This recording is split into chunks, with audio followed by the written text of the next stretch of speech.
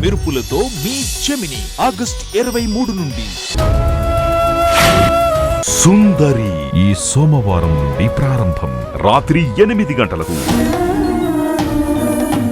కావ్యాంజలి ఈ సోమవారం నుండి ప్రారంభం రాత్రి 9:30 మీ జెమిని టీవీలో. చాలా మంచి పని చేశావే. లేకపోతే ఇంట్లో 2 కోడళ్లుండగా కొత్తగా బయట నుంచి వచ్చిన ఆ తల్లి కూతుళ్ళకి పెత్తనం వేయడం ఏంటి మా అత్త? అందుకే కదమ్మా, అది నాకు నచ్చకే ఊరంతా చాటింపేశాను. మీరు అస్సలు తగ్గకండమ్మా, మీరు ఇలాగే ఉండండి, నేను అలాగే రచ్చ చేస్తాను. వాళ్ళెలా తగ్గరో, తగ్గి మీ దగ్గరికి ఎలా రారో చూద్దాం. నేనొత్తానమ్మా.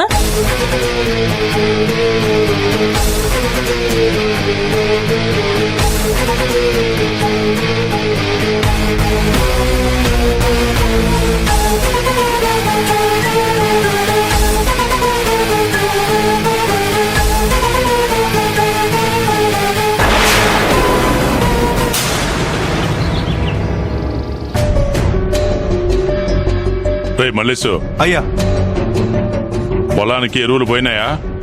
పంపించేస్తానయ్యా. సరే, మన చేనుకు పోయి కందిత్తనాలు తీసుకురా. పై పొలంలో రేపు విత్తనాలు పడాలా. తీసుకొస్తానయ్యా.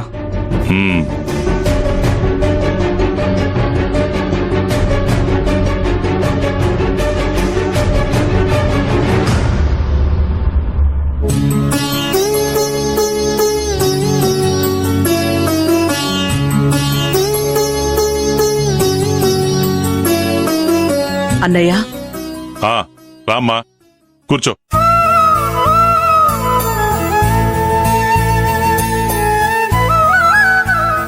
నీతో ఒక విషయం మాట్లాడాలి. చెప్పమ్మా. ఈ ఇంటి విషయమే అన్నయ్య. భవానీ వదిన ఇల్లు వదిలి వెళ్లిన విషయం.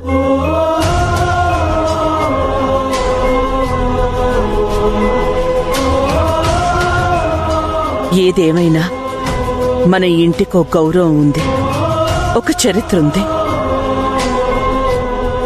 ఏ ఊరికి, ఎన్నో ఊళ్ళకి మనిల్లు ఆదర్శంగా ఉంది. కాని ఈ ఇంటి పేరుకి, ఈ ఇంటి ప్రతిష్టకి మచ్చ వచ్చే పరిస్థితి ఏర్పడిందన్నయ్య. మొన్న నాన్నింటి నుంచి వెళ్లిపోయారు, ఇప్పుడు వదిన ఇల్లొదిలి వెళ్లిపోయింది. ఇలా ఇల్లు వదిలి ఒక్కొక్కరుగా వెళ్లిపోవడం మంచిది కాదన్నయ్య.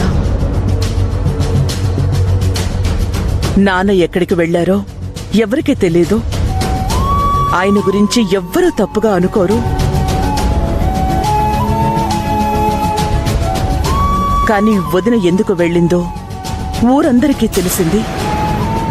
ఊరి గొడవలకి తీర్పిచ్చే ఈ ఇంట్లోనే గొడవలయ్యాయని అందరికీ తెలిసిపోయిందన్నయ్య. మన మర్యాద పల్చనయింది. దాన్ని మళ్లీ చక్కబెట్టాలంటే నువ్వే ఎలాగైనా సరే వదిన నొప్పించి ఈ ఇంటికి తీసుకుని రావాలన్నయ్యా. లేదంటే ఈ ఊళ్ళో మనకున్న పేరు మసకపారుతుంది. అది ఎవ్వరికీ మంచిది కాదు కదన్నయ్యా. అవునమ్మా, నువ్వు చెప్పేది నిజమే. నువ్వు చెప్పిన ప్రతి మాట నా మనసులో కూడా ఉండాది. వదిన వెళ్లిపోయిన కాడి నుంచి నా ఆలోచనలు కూడా ఇట్టాగే తిరిగినాయి. కానీ ఏం చేసేది? వదిన పట్టు గురించి నీకు తెలిసిందే కదా. వెంటనే ఏం వినదు. వదినకి నాయని చెప్తే తప్ప ఎవరి మాట వినదు.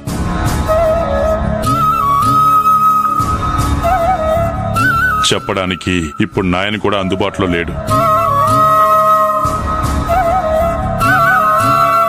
ఇంటి నుండి బయటికి పోతూ ఇంట్లోంచి నేను వద్దు అన్న ఆగిన మనిషి ఇప్పుడు ఆ ఇంటికి పోయి మన ఇంటికి రావద్దునా అంటే వస్తుందా చెప్పు? కానీ ఒక్కసారి ప్రయత్నం చేస్తానమ్మా. వాళ్ళ ఇంటికి పోయి వదినకి నచ్చ చెప్పే ప్రయత్నం చేస్తాను.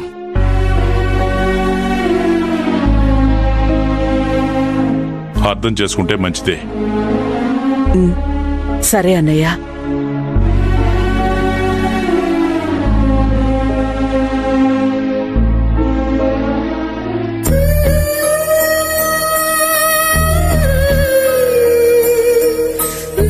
అమ్మ చెప్పినట్టు అత్తయ్య అలా వెళ్ళడం ఈ ఇంటికి మంచిది కాదు. మావయ్య చెప్పినట్టు అత్తయ్య అంత ఈజీగా ఈ ఇంటికి తిరిగి రాదు. కానీ తాతయ్య నాకు ఈ ఇంటి బాధ్యత అప్పగించారు. ఎలాగైనా అత్తయ్యని ఈ ఇంటికి తీసుకురావాల్సిన బాధ్యత నా పైనుంది. ఏం చేయాలి?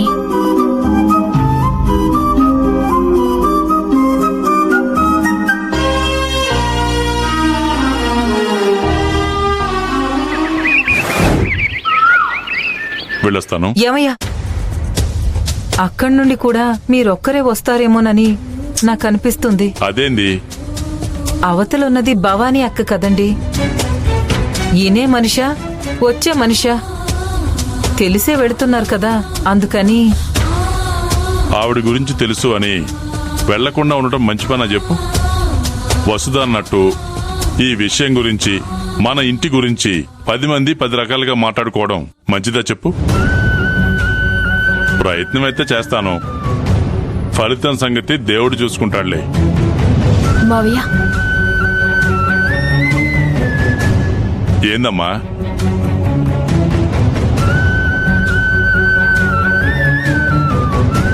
ఏదో చెప్పాలని వచ్చినట్టుండవు, బయటపడేదానికి తిప్పల పడుతుండవు. ఏందమ్మాది? మా దగ్గర ఇబ్బందే ఉండదు నీకు.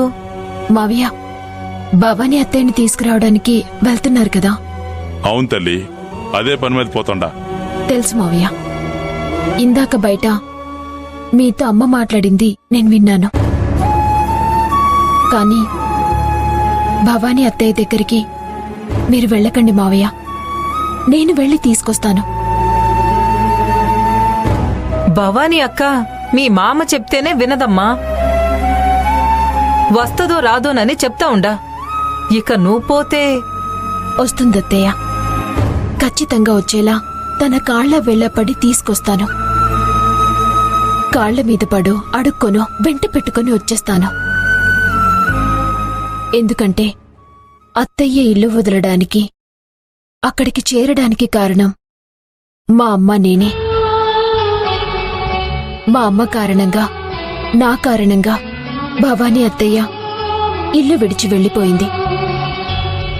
అందువల్ల ఎలాగైనా సరే అత్తయ్యని తిరిగి తీసుకొచ్చే బాధ్యత నా మీద ఉంది. అందుకే నేనే వెళ్తాను మావయ్య. ప్లీజ్ ఒప్పుకోండి మావయ్య. సరేనమ్మా తల్లి, నీ ఇష్టం. నేను రాకపోతే నువ్వు వెళ్ళరా. థ్యాంక్స్ మావయ్య.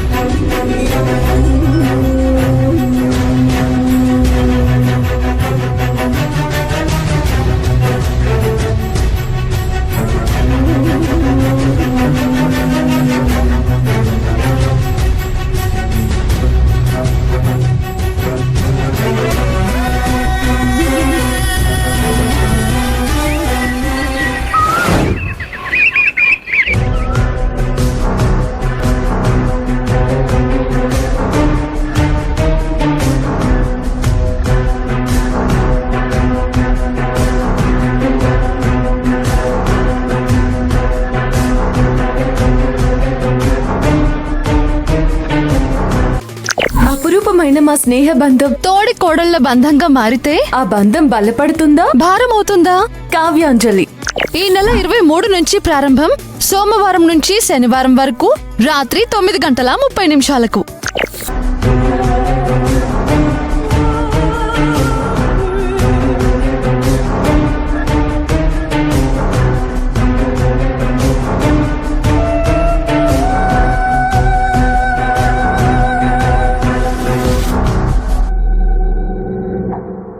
అత్తయ్య.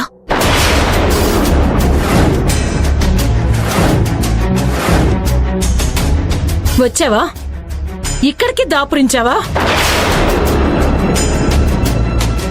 రామేశ్వరం పోయినా శనిశ్వరం తప్పదన్నట్టు పుట్టింటికి వచ్చినా నీ పీడ వదలటం లేదంటే నాకు. మళ్ళీ ఎందుకొచ్చావే? పో ఇక్కడి నుంచి.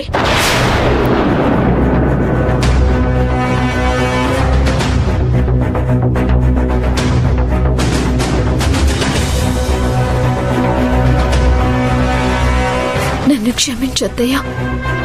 చిచి, ఎవరు అడిగారే నిన్ను క్షమాపణ? ఎవరికి కావాలే నీ క్షమాపణలు? నువ్వు నా కళ్ళ ముందు కానీ నా ఇంటి ముందు కానీ నిలబడకు. పో. అత్తయ్య. పోవా? అత్తయ్య అత్తయ్య అంటే ఇట్టకే సంపుతావా? ఉండు. అత్తయ్య. అత్తయ్య.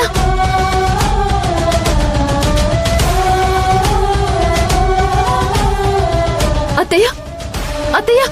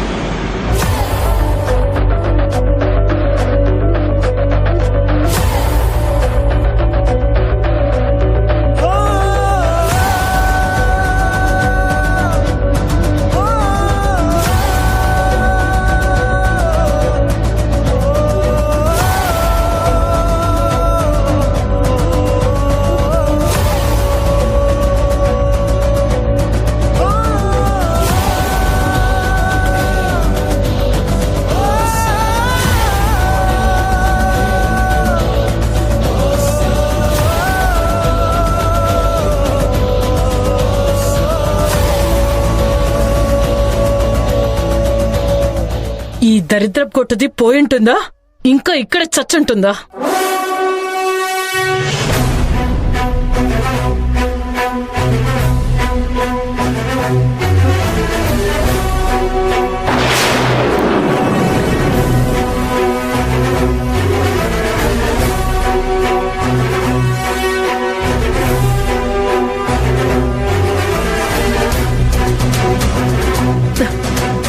శంకరా, ఈ శని ఇంకా ఇక్కడే నిలబడుందే.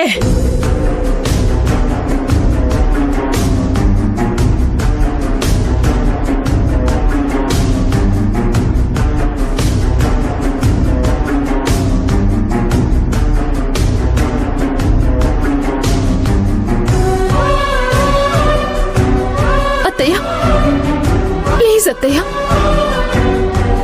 ఒక్కసారి నాతో మాట్లాడండి అత్తయ్య. ఒక్కసారి నా మాట వినండి అత్తయ్య.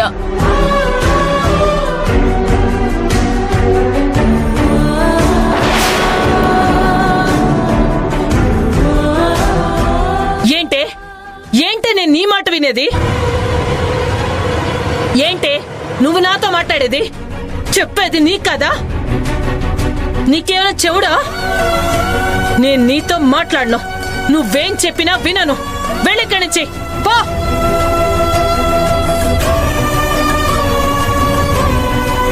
అత్తయ్య. అత్తయ్య.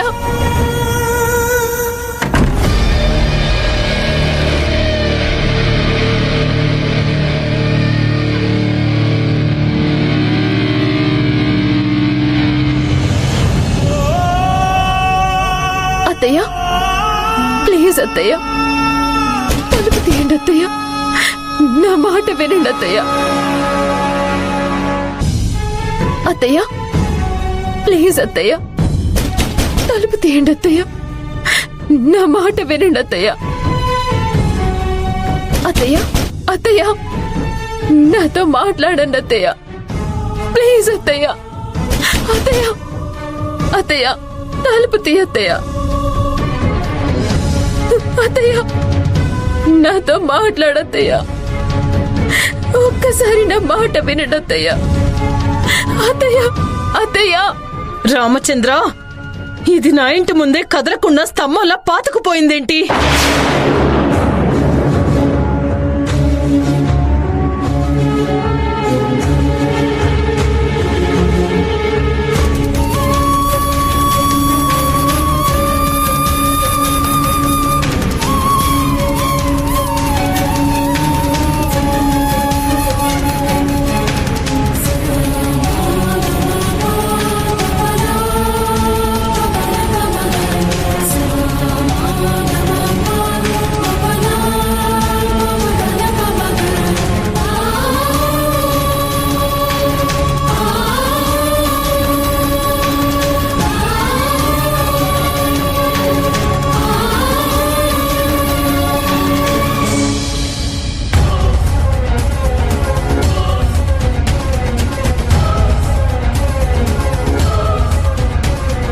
ఏంటే నువ్వు మాటలతో చెప్తే వినవా?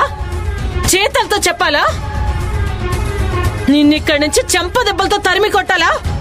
చెప్పవే. మీకు నాపై కోపం ఉంటే అలాగే కొట్టండి అత్తయ్య. మీ కోపం తీరేదాకా కొట్టండి, నేను భరిస్తాను. కానీ ఒక్కటి మాత్రం వినండి అత్తయ్య, మేమేది కావాలని చేయలేదు అని నువ్వు చెప్తే నేను అవునా అయ్యో అని నమ్మేస్తానంటే నేను నమ్మను. మీరు కావాలనే పనిగట్టుకొని ప్రతిదీ చేస్తున్నారని నాకు తెలుసు. అందుకే మీరు ఒకరికొకరు సంబంధం లేకుండా ఆ కొంపకొచ్చారు. తల్లి కూతుళ్ళని తెలియకుండా మమ్మల్ని గొర్రెల్ని చేశారు. ఇదంతా మీరు ఆస్తి కోసమే ఆడుతున్నారని, మీ నాటకాలని కోట్ల కోసమేనని నాకు తెలుసే.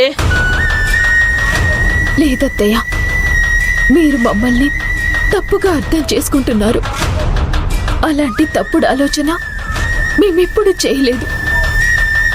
ఆస్తి పైన మేమిప్పుడు ఆశ పెట్టుకోలేదు. మాకు కావాల్సింది, మేము కోరుకొని వచ్చింది ఆస్తుల్ని కోట్లని కాదత్తయ్య. మీ ఆప్యాయతల్ని మీ అభిమానాల్ని కోరుకొని పొందాలని వచ్చామత్తయ్య. 25 సంవత్సరాలుగా మా అమ్మ డబ్బుకి ఆస్తికి ఏడవలేదత్తయ్య. మీ అభిమానానికి మీ ఆదరణకి దూరం అయ్యి ఏడ్చింది. మీ ఆదరణ కోసమే వచ్చాం కానీ ధనం కోసం కాదత్తయ్య. అబ్బో బాగానే నటిస్తున్నావు. నీ అమ్మ కంటే నువ్వే ఆరితేరిపోయావు నాటంలో.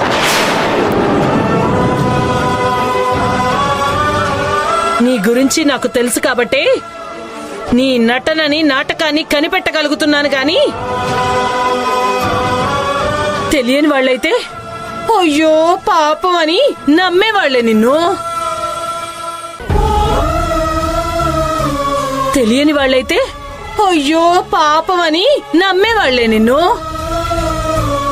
వెళ్ళు వెళ్ళు. నీ వీధి నాటకాలు మా వీధిలో మానేసి మీ తాతగారు వీధిలో మీ అమ్మమ్మ ముందు వేసుకో. వెళ్ళ. వెళ్ళనత్తయ్య. ఏంటే? నువ్వు నన్ను నమ్మి నాతో వస్తేనే నేను వెళ్తాను. అవునా? నేను నిన్ను నమ్మనే. నువ్వు నన్ను నమ్మాలంటే నేనేం చేయాలో చెప్పత్తయ్యా. నువ్వు ఏం చేయమన్నా చేస్తాను.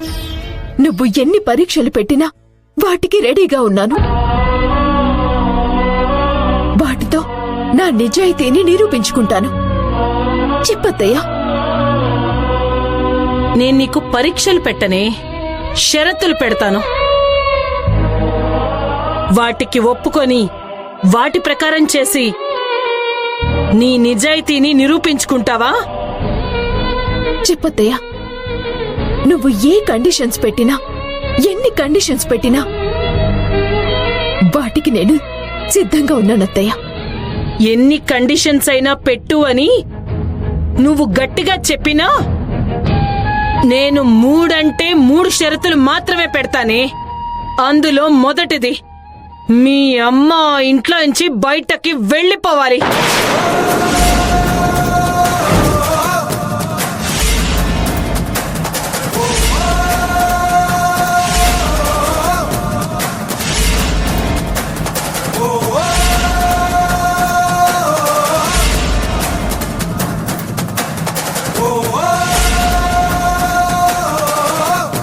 అంటే ఎన్నైనా షరతులు పెట్టు అని మేకపోతు గాంభీర్యం చూపించి ఒక్క షరతు చెప్పగానే కళ్ళు అలా బయటకు పెట్టేశావేంటే? కష్టంగా ఉంది కదూ? మీ అమ్మని పంపలేవు కదూ? కాదు, నీ మొదటి కండిషన్కి నేను ఒప్పుకుంటున్నాను అత్తయ్య. నేను మా అమ్మను ఆ ఇంటి నుండి బయటికి పంపుతాను. రెండో కండిషన్ ఏంటో చెప్పండి. ముందు మొదటిది చేసి చూపించు. చేశానని వచ్చి కనిపించు, అప్పుడు చెప్తాను రెండో షరతు. సరే అత్తయ్య, అలాగే కనపడతాను. వస్తాను.